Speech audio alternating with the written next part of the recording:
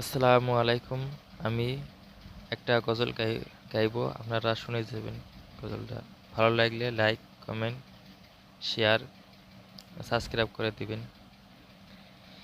এ দুনিয়া ছেড়ে চলে যাব একদিন, মায়ার এই বাঁধন ভেঙে যাবে একদিন। এ দুনিয়া ছেড়ে চলে যাব একদিন, মায়ার এই বাঁধন ভেঙে যাবে একদিন। আসব না আমি আর এ ভুবনে কোনোদিন, আসব না আমি আর এ ভুবনে কোনোদিন।